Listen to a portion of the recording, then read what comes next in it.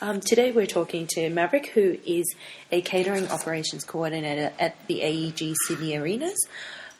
He's going to just give us a brief overview about how they price menu items and put together new menus for clients. So, welcome, and can you briefly describe your functions as a catering manager?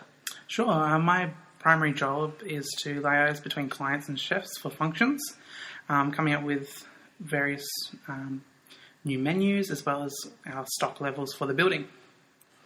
Okay. So what things do you have to bear in mind when planning a new menu?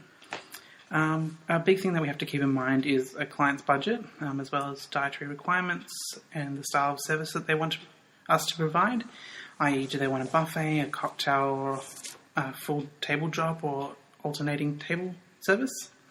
From there we take the information that the clients give us and feed it back to our chefs so that they can then look at their recipes that they have on stock and put together a new menu with various options for the clients to then review. So you talk about dietary requirements. What trends are you seeing in that? Yeah, we're seeing an increase towards more gluten-free, healthier options, as well as vegetarian options being available. Okay. So do the chefs have only a set number of menu items that they use?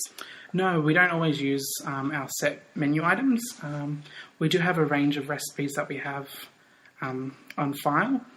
We do rotate and pick from them. However, we do modify them, for example, if they have a seasonal produce on them or if we have overstocked on items in order to keep the costs down.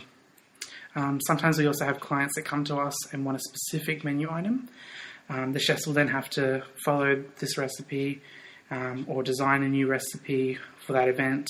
A couple of examples is St. Ignatius, where they had a chocolate pyramid dessert based on their school logo that we use annually, as well as a PKU menu for Cirque du Soleil.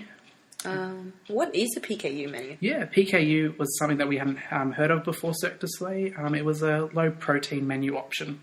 Okay. So how do you put together a pricing scheme for the customers? Sure. With the events, we usually price food and beverage in packages, generally per head options, just to make it easier for them to budget. In terms of putting together the actual per head price, it is dependent on the menu that they pick. Chefs use pricing that they have had previously. If there are any changes that we get from the clients, we then do a trial cook, present this to the client. They have a taste test, and we then present with a new quote for those changes that they've asked for. Yeah.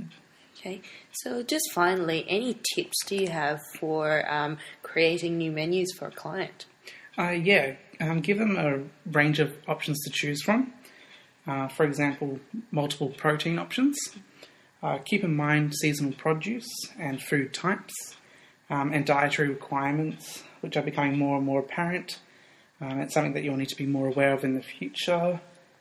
And also with these dietary requirements, make them interesting and robust, i.e. don't give a vegetarian just lettuce. Okay, fantastic. Thank you for your time. Thank you.